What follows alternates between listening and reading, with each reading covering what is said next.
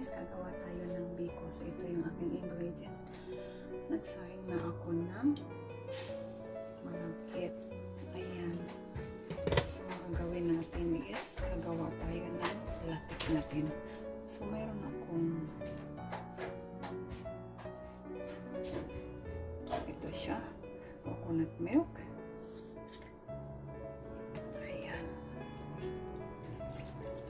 How about wash your white dress by itself? Oh, you can. Okay. You can. Okay.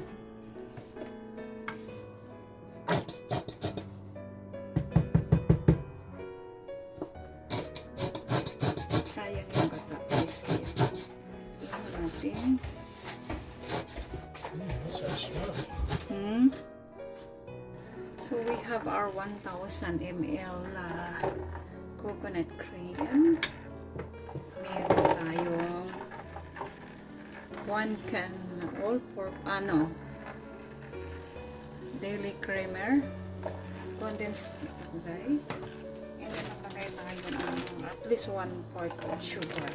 So ang gagawin lang natin is mix natin siya. I-mix lang natin. So, hindi ko ito ubusin kasi masyadong madami.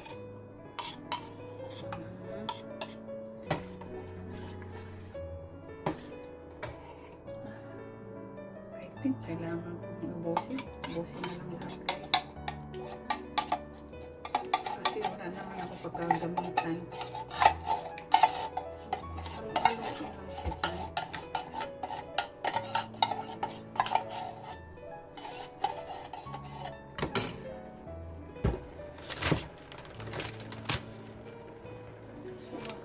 Guys, ng ating brown sugar.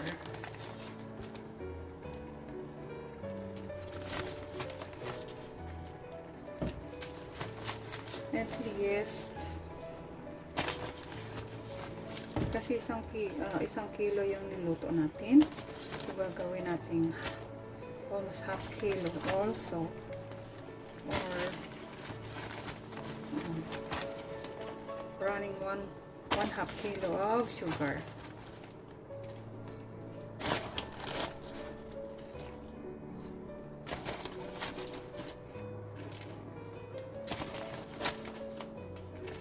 Kasi matamis na rin yung ating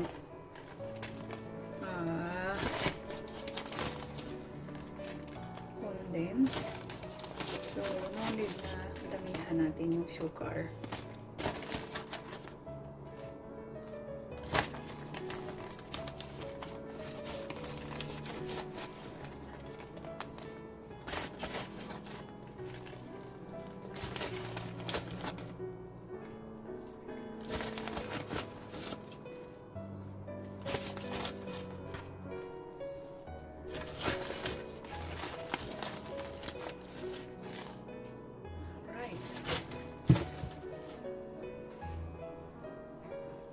So, halo-haloin lang natin siya hanggang mag-stick ito, guys.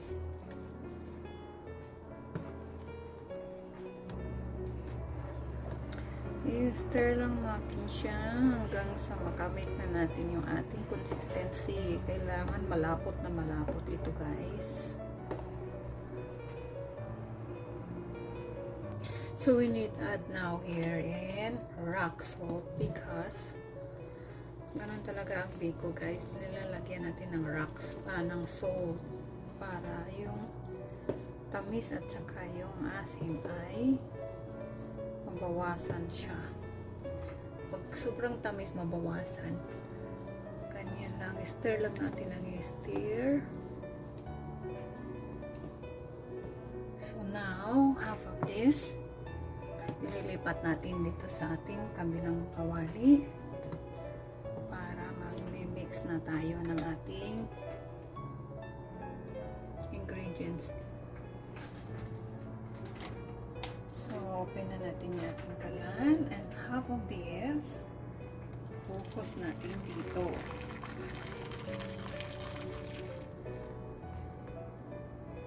Ayan.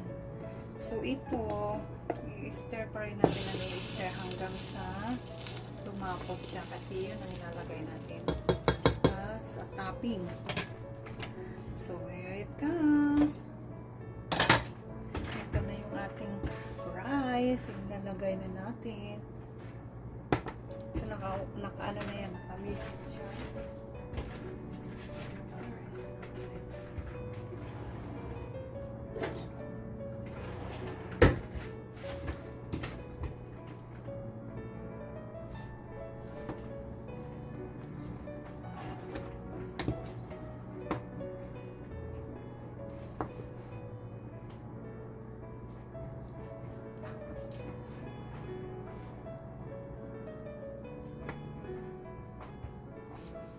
Okay, so you know guys, kahit yung tutong, pwede natin ilagay yan dyan. Dahil mas masarap yung tutong kapag nagawa natin biko. Ayan, look at that. Okay. So what we're going to do is soak it in there. Like that.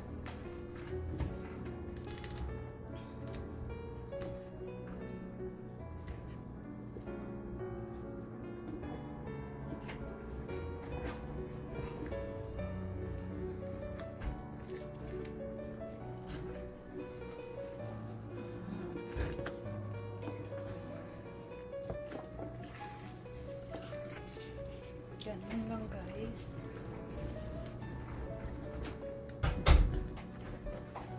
Do you smell, Papa?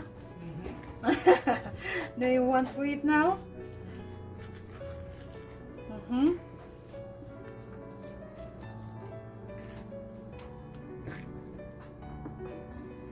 Is it okay to taste now? Oh, not yet. We need to make it. Oh, That looks hot. yeah, super hot. Better not stick my no. I need to make that for the toppings.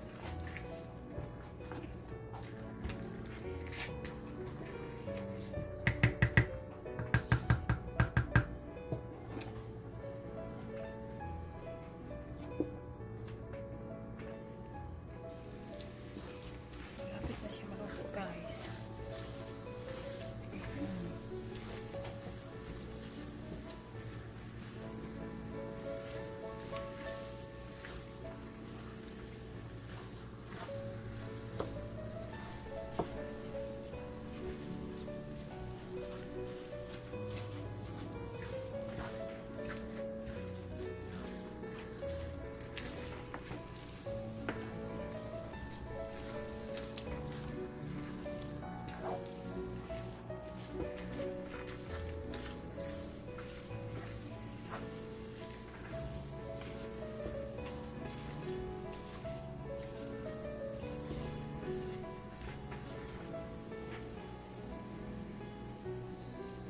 Guys, luto na yan siya, but yung ating caramelize is not yet. Hindi pa kain siya, hindi pa siya sticky. So we need to make very sticky on this. On the top of our biko.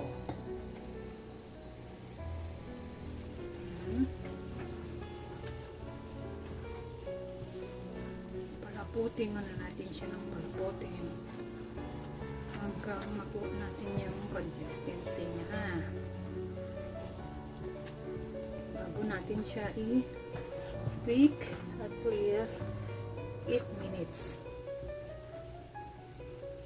So at this time, ilalagay na natin siya sa ating lalagyan para i-oven na natin siya.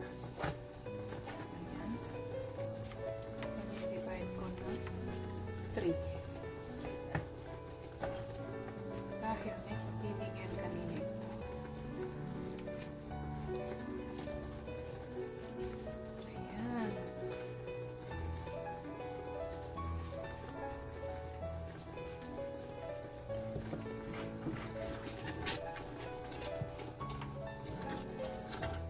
So malapit na yung ating look at this. Not totally. So nasa low fire na lang tayo ngayon. Tapos na natin ito. So, ang gagawin natin is gagawin natin siya.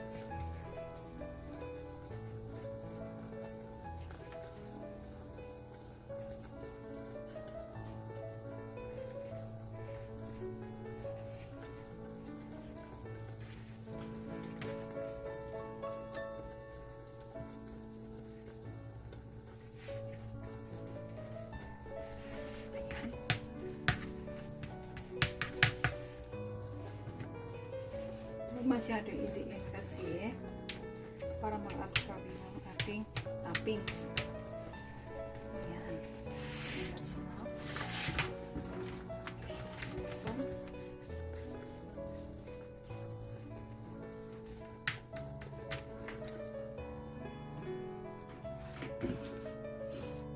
So, ito na lahat yung ating magawa. Ayan.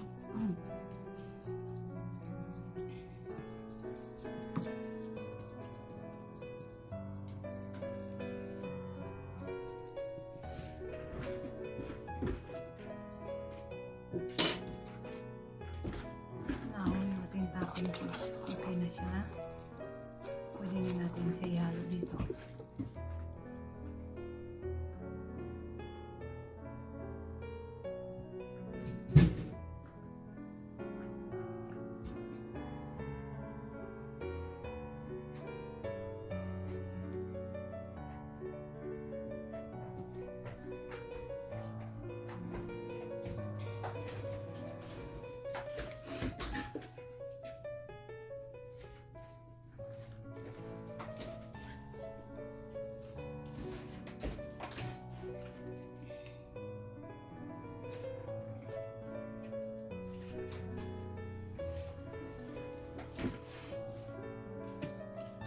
You do yours different.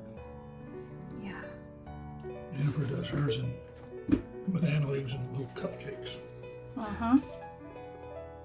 This is a special bake from Philippines.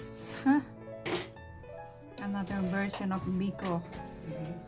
Yeah, so if there's an occasion, we can make like this. See? Mga mami, ganyan lang yung ating version. Hindi na makapag-intay si Carlo kasi magano na siya kagad dito. Now, ibig natin siya ng nasabi ko nga sa inyo 8 minutes, and then pagka nabik na siya, lalagyan natin ibabaw ng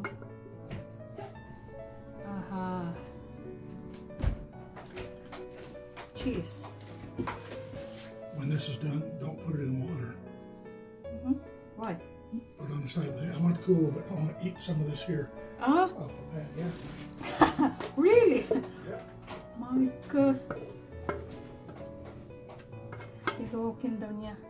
My gosh.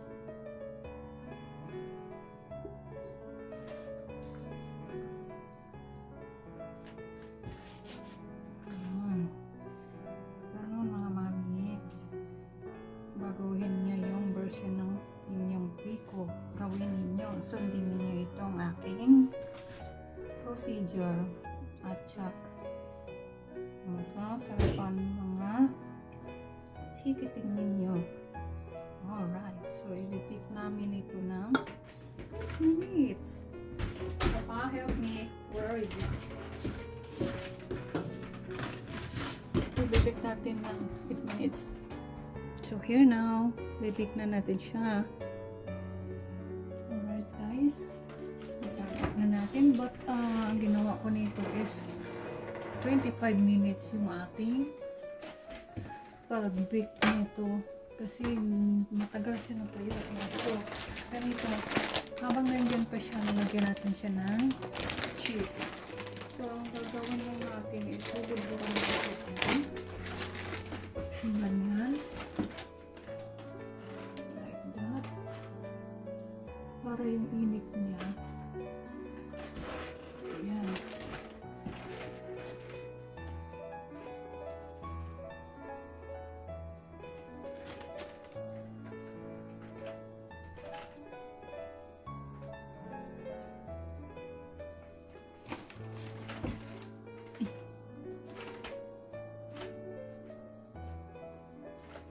natakot ako kasi mainit.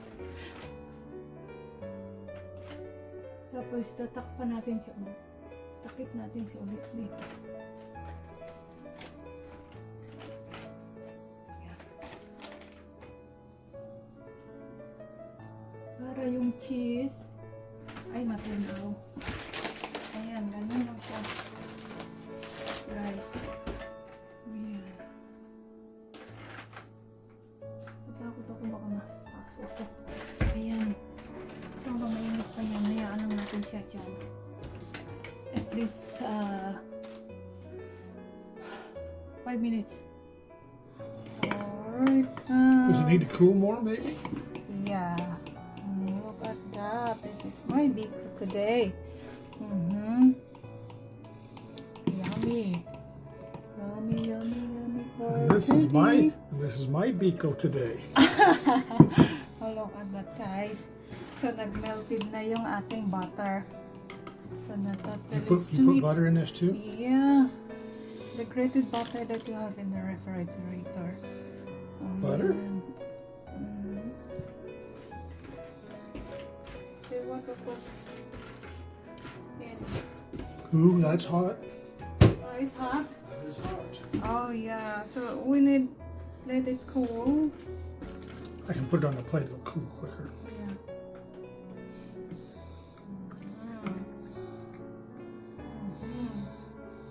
Super yummy.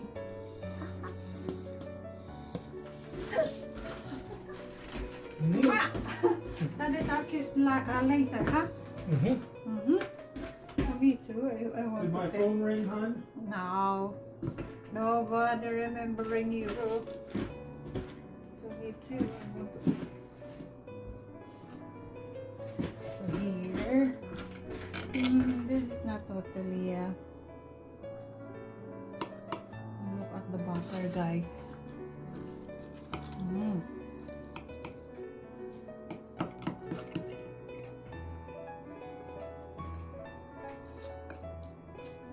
Uh-oh. Diba? Diba yung biko ko? Ay. Because I'm hungry. See? This is it. Super nam-nam.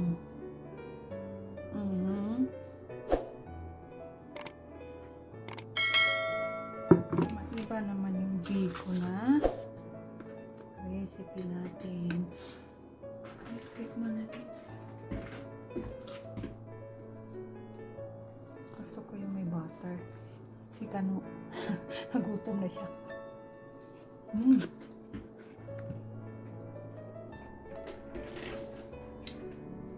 Super, guys.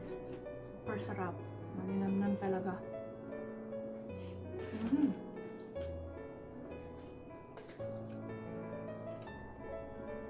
Yung ating malagkit hindi masyadong matamis dahil yung toppings natin yun ang mas matamis. Alright, bread.